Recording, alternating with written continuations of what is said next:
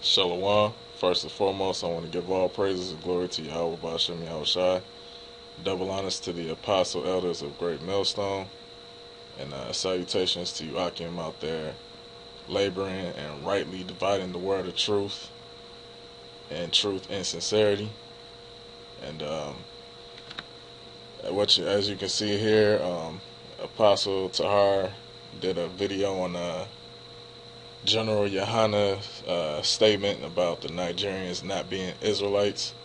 So this is also my response, and also situations like this highlight the reason why Great Millstone is the standard appointed through Yahweh Bashem Yahushai for the nation of Israel, because you get novices from these other Israelite groups that are puffed up and that make statements just out of their ass pretty much, not based on fact, not based off the scriptures as far as our people, being dispersed throughout the four corners of the earth, not being studied up, So with that, here's my first precept. This is Proverbs chapter 15, verse 28.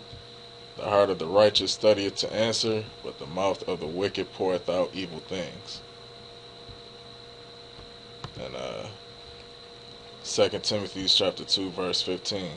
Study to show thyself approved unto the Most High, a workman that needeth not to be ashamed, rightly dividing the word of truth. Right, because, us at, Great Millstone, as far as laboring in this truth, it requires, to do research into history so we can better expound on, prophecies as far as feeding the flock, which is, to bring, those of you out there watching, possibly into the fold according to the will of Most High and the Son. So you got other Israelite camps that's really not doing that, and this is a clear example of that. So this is just to show that it's common knowledge, like as far as Israelites being taken from West Africa and whatnot. But this word Igbo here actually goes back to the word Ibar, which is the word Hebrew in Lashon Kodash.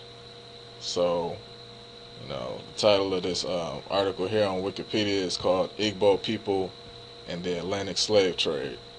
And that word Igbo basically means Ibar. So I'll just read the first paragraph. It says, the Igbo and the Atlantic slave trade becoming one of the main ethnic groups enslaved in the era lasting between the 16th and late 19th century. Located near indigenous Igbo territory, the Bight of Biafra became the principal area in obtaining Igbo slaves. The Bight's major slave trading ports were located in Bani and Calabar.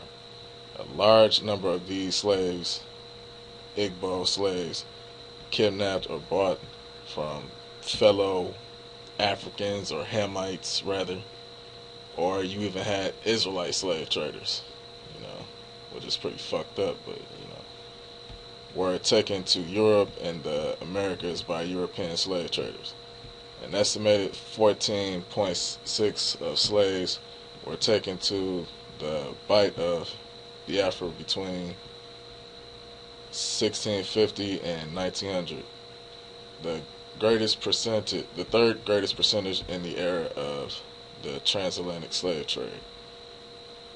So, that 14.6% of slaves were, transported from the Igbo territories. So let's take a look here. It says the Igbo people are erroneously known as Ibo, because certain Europeans had difficulty making the Igbo sound. are an indigenous, linguistic, and cultural people of northern Nigeria. So there you have it. You know, Nigerians. A lot of them know that they're from the southern kingdom, mainly from Judah, Benjamin, and Levi. You know, I'm not gonna spend too much time in these articles. You can check them out yourself. That's why we encourage Akim that get into studying, get into this to actually do research and just bring out facts along with the scriptures, man, because that's really what it's about, and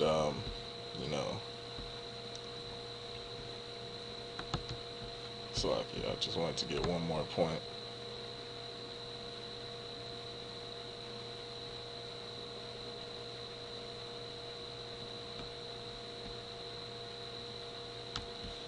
It says the most common name for the Igbo in English was formerly Ibo. They have also been known as Ibo, Igbo, or Iboans, or Hebo. Their territory and main settlement have often also been known by their name. So just to further expound on the fact that, these devils knew exactly who they brought over here. Here, you have a bill of sale right here to be sold on board. It's basically, it says fine Hebos, which basically means Hebrews. Because we were known as Hebrews or whatnot before they started calling us Negroes over here in the Americas. All right, so. I'm not going to spend too much time on this, but, brothers out there generally get the point. So with that, all praise and glory to Yahweh Hashem Yahweh Shai, and double honor to the Apostle of this great millstone, and with that, say Shalom.